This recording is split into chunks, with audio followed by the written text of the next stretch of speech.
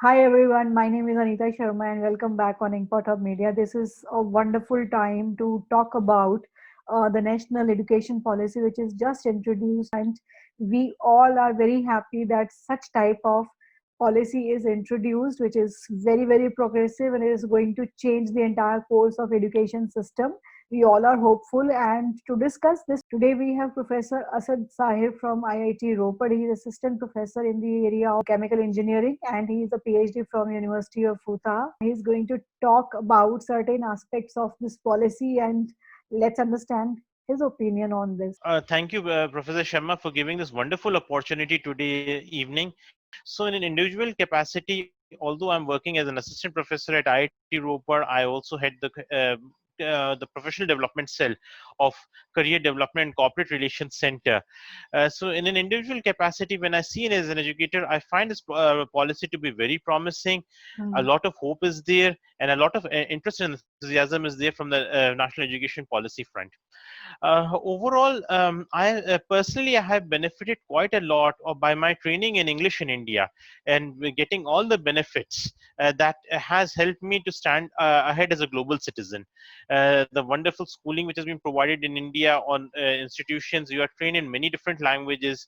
So Hmm. my only hope is that we should not lose the potential of using English as a medium of instruction or diminish it, especially in the emerging global economy, because our economy all across the world is challenged considerably, Hmm. especially in this course post-COVID times, and there's a global economic slowdown.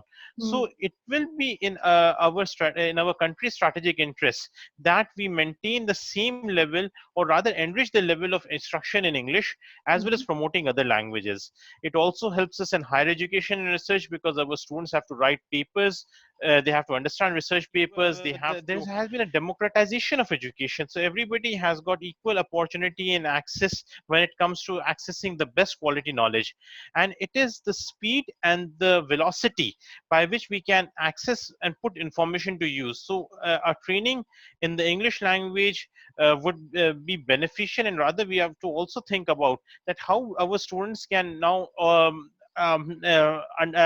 gain an appreciation of the regional languages. There are Hmm. a lot of things or that we have got from an Indian perspective, depending on the region of the country that you belong to.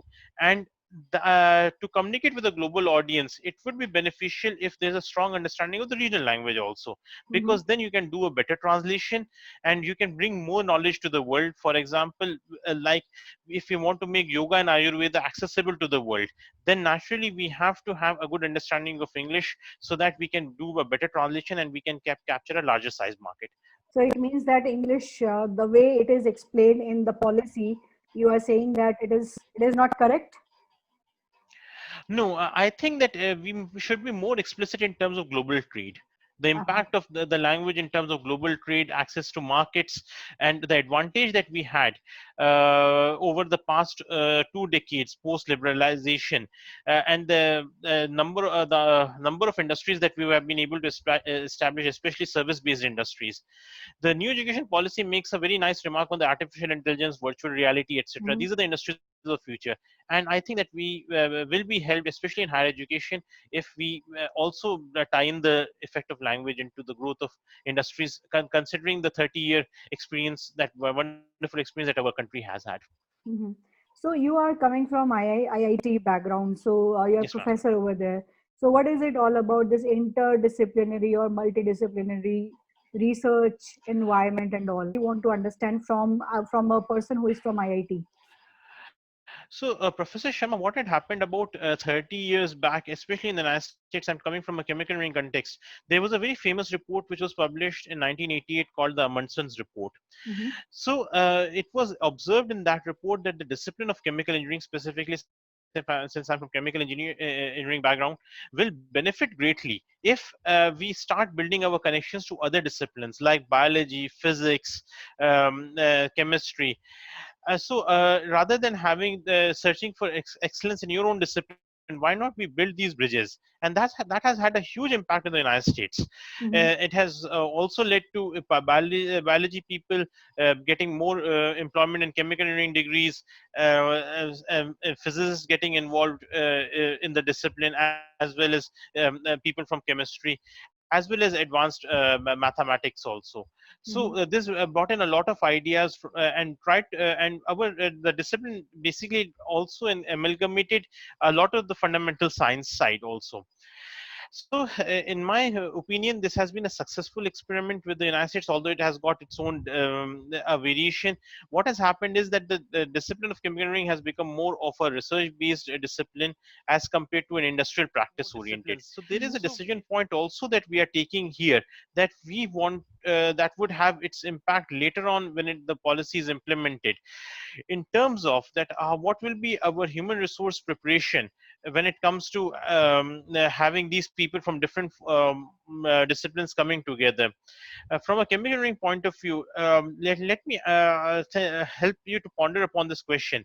Do we have recruitment policies as of today which would help the assimilation of these candidates into chemical engineering departments and their academia?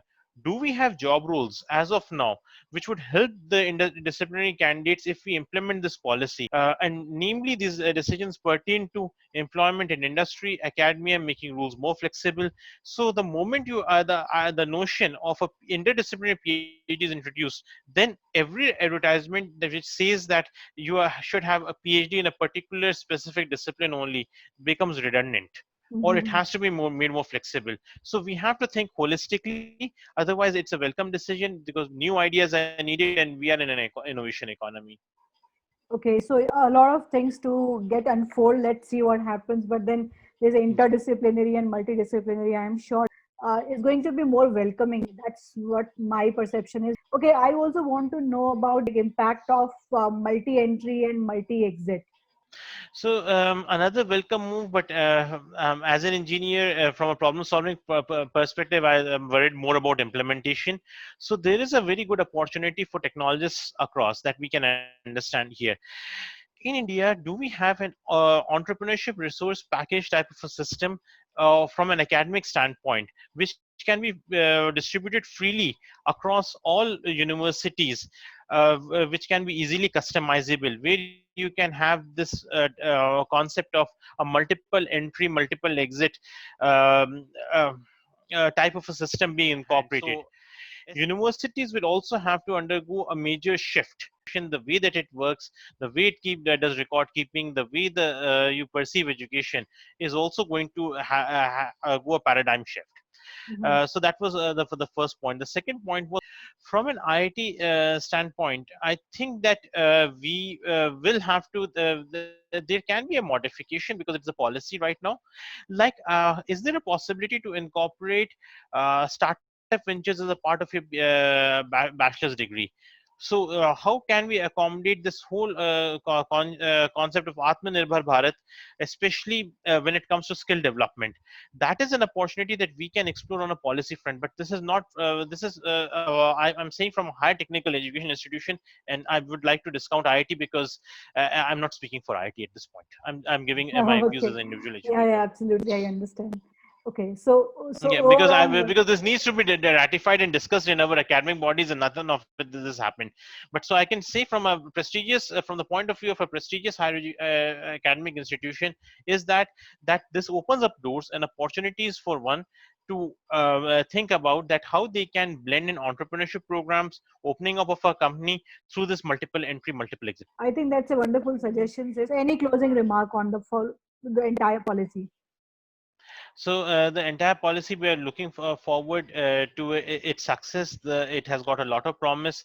Implementation is something that we look forward as scientists and engineers. If there is anything that from the implementation side that we can help in its early stages, we are definitely hopeful that it will be successful. And furthermore, as compared to 1986, the scenario has changed drastically. We are digitally connected. We have got excellent storage capacities. Deployment has become easier. So we Mhm. are looking forward to it. And thank you so much for the opportunity. Thank you so much, Professor Sahir. We all are open and we are open to every type of experiment. All we want is good quality education, which is ultimately leading to vocation and jobs and financial independence. Press the bell icon on the YouTube app and never miss another update.